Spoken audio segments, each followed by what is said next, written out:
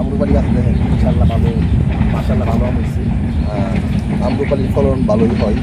এটা এবারে প্রচণ্ড দাবদাহ হওয়ার কারণে একটু ফলন কম হয়েছে, তবে এই গাছ ইনশাল্লাহ মাশাল্লাহ অনেক ভালো ফলন হয়েছে।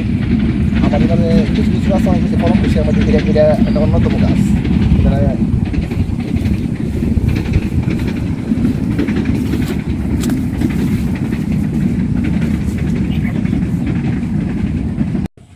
এটা হচ্ছে বাড়ি 11। বাড়ি 11-এর একটা বৈশিষ্ট্য আছে, দেখেন এক কান্দা আম বড় হয়ে যাচ্ছে, আরেক কান্দা ছোট, আরেক কান্দা এই যে আপনি এদিকে দেখতে পারবেন এই যে মুকুল, এই যে আমের মুকুল হয়ে যাচ্ছে।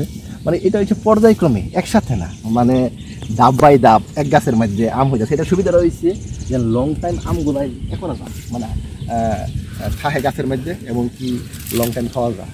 এক সাইডটা বড় হয়ে যাচ্ছে, পরিপক্ক হয়ে যাচ্ছে, এক সাইডটা হারভেস্ট করা হয়ে যাচ্ছে, আর আরেকবার যা ওইরকমভাবে মানে ছোটো থেকে বড় হয়ে যাচ্ছে। এই আম গাছটা আমার কাছে অনেক পছন্দের, কারণ এই আম গাছটা শীতের সময় এই আম গাছ থেকে আম খাই। মূলত আমি সারা বছর পাওয়া যায়।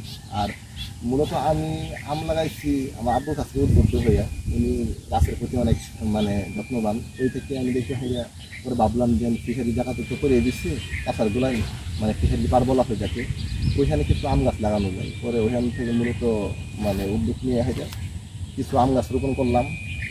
আমি গত বছর রোপণ করছিলাম, গত বছর কিছু আম খাইছি।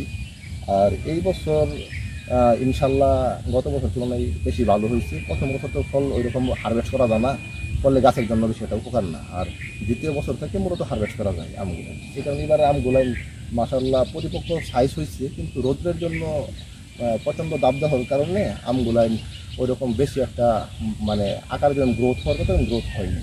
আর এই আমরা মূলত গ্রোথ হয়েছে মোটামুটি এই বছরের তুলনায় ভালোই হয়েছে ইনশাল্লাহ।